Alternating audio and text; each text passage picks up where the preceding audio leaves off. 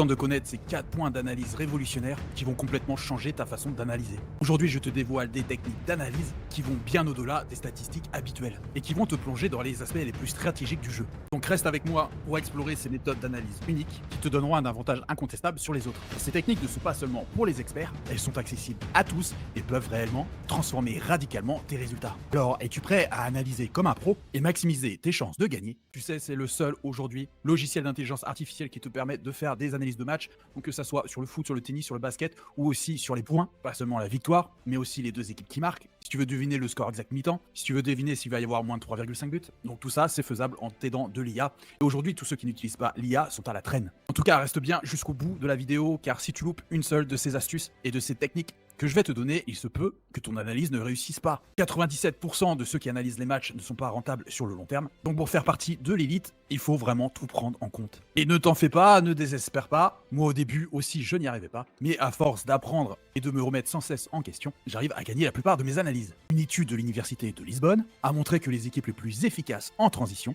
ont 40% de chances supplémentaires de remporter le match. Concrètement, plus tu vas avoir une disparité entre le milieu d'une équipe par rapport à leur adversaire, plus l'équipe qui a un fort milieu va être très fort en transition et donc va créer la surprise, même si leurs défenseurs ou leurs attaquants ont des moins bonnes notes que leur adversaire. Le facteur psychologique, surtout quand les joueurs jouent à la maison, joue réellement un rôle crucial. Une étude de l'université de Turin a d'ailleurs montré que les équipes qui jouaient à domicile étaient souvent beaucoup plus agressives. La troisième astuce, ça va être la gestion de la fatigue et des blessures. Et je mets vraiment l'accent sur la fatigue car c'est quelque chose qui est trop souvent oublié lors de vos analyses. Et c'est ce que je constate bien souvent en coaching. Car une équipe fatiguée ne jouera pas à son plein potentiel et selon une étude de Manchester, la fatigue peut réduire la performance d'une équipe de plus de 30%. Et c'est notamment vrai pour toutes les équipes qui jouent les coupes, comme là, la FA Cup par exemple en Angleterre, et qui jouent la Première Ligue.